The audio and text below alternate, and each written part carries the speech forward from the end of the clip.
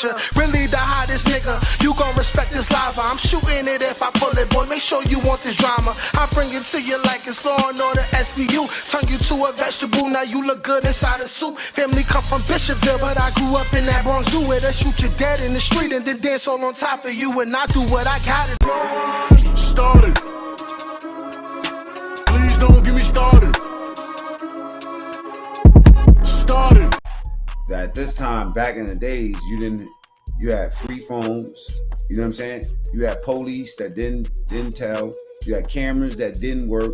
You didn't have a new charge for if you hit a nigga, that was it. The nigga might get stitched up and end up in the same block. Exactly, it wasn't the same. Like somebody get hit, it's a fight.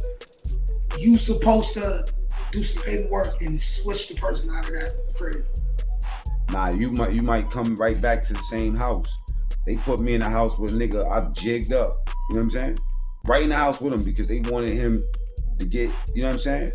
What happened though? Why you had to bless him? What happened? Oh, it was a long story. This happened. See, most of my beef that happened in jail happened because of somebody else. I was defending somebody else, or it was like because I'm Muslim, nigga violate a Muslim, then we end up in some shit with the motherfucker. So that right there, that situation, you know what? That situation started over somebody else. And then it just got to a point where the dude was a threat, and then it went bad. And that particular situation, that was one of the things I regret during my time. Like, cause I did a lot of fucked up shit, but that was, anyway, the police looked at it the same way, like it was fucked up. You know what I'm saying? It wasn't just me that got him either. It was a couple niggas that jumped on him after this. You know what I'm saying? Like I was already in my cell trying to get rid of my weapon and shit. You know what I'm saying? But niggas told on me. So they put us in the cell. The police at that time, it was like that. Let's say they had gangbanging police. There was some police that was Latin Kings. There was some police that was Muslim. If you cut a Muslim or whatever, Muslim cop might put you in a house with all Muslims. Yeah. You know what I'm saying? It was like that. You know what I mean? And then let the brothers know that you coming before you get there, that I'm going to have this guy here by 6 o'clock. Just be ready. You feel me? So it was like a policy of the police. You know what I'm saying? They was like, the police had their little codes too. And some things made the police hot. You know what I mean? And then when it made them hot, they did vindictive shit back to us. Yeah, that's one thing police always gonna do. So they all get even. Not only him, I cut this nigga in the Beacon 3 times. You cut a nigga in the Beacon too? I cut a nigga in court, in the courthouse, nigga.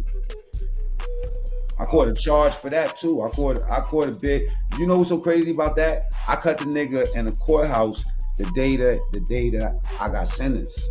That's crazy. Why? Because you was mad? Another long story, but yeah, but it was. You gotta understand at that time, we was different. We was like I'm not gonna say it was like clout or like reputation, but it was like influence. It was shit that was happening. I was angry when I was about to go up north. I ain't gonna lie, I had a certain amount of anger in me, and niggas end up paying for that. Like I robbed a lot of niggas. That was for the first bid or the second one? This the second bid. Alright. See, the first bid, I was like you, like a 1 and 3. I had a 2 to 6 in my situation. So when I went up north from the 4 building, like I was learning jail on the 2 to 6. When I caught the 8 to 16, I ended up being 8 to 19 and sometime almost 20 years, 8 to 20 years. Because they put the parole that I had left on my first bid. I only stayed home for like 16 days. You know what I'm saying? So they put the parole from the first bid on the end of this bid. So I had the experience from being locked up already of knowing what it was. You know what I'm saying? So when I went to Rikers Island this time, you know what I mean? Like I did what I thought will keep motherfuckers off of me, because you gotta realize that Rikers Island, you know what I mean? It's like once you tag lame, the game is follow the leader. If a nigga thinks something lame about you, somebody else gonna follow. We just had a more extreme policy back in the days when they didn't have cameras and it was a free fall. You know what I'm saying? So, you know what I mean? Like that wasn't I cut a bunch of niggas. It's fucked up though. You know what I'm saying? Because it went to the street with me too. Yeah. You know what I'm saying? If this was, I mean, it didn't go to the street with me. It was something that we was doing already in the street. You feel me? Like razors in the mouth and all that. I was spitting razors out when I was 13 years old. My cousin Sonia got cut 6 times in the face. My sister got cut up. I got cut up. I got stabbed. You feel me?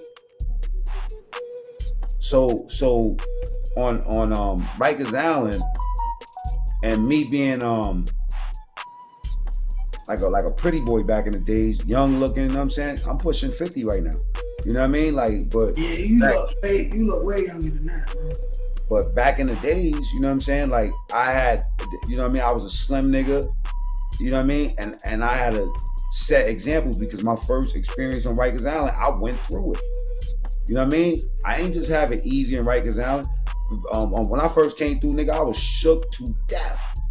And you go listen to some of these stories these Rikers Island niggas telling from my era, and you was either scared or stupid. You know what I'm saying? If you wasn't scared, then you was stupid. Because no matter how tough you was, and I did the same thing you did, I wasn't gonna let people see the fear in me. Yeah, it's like I'ma still have to perform when my number is called. Yeah, but it was just way rougher back then. It was gladiator. Yeah, I ain't gonna lie, I believe that shit. I believe that shit. I heard enough stories, I seen enough documentaries. They wasn't lying. That shit was different. They wasn't lying, bro. That shit was different. They wasn't lying when they could tell you that, like we was having cooking whole meals in the block. Nigga, I had a cat in HDM.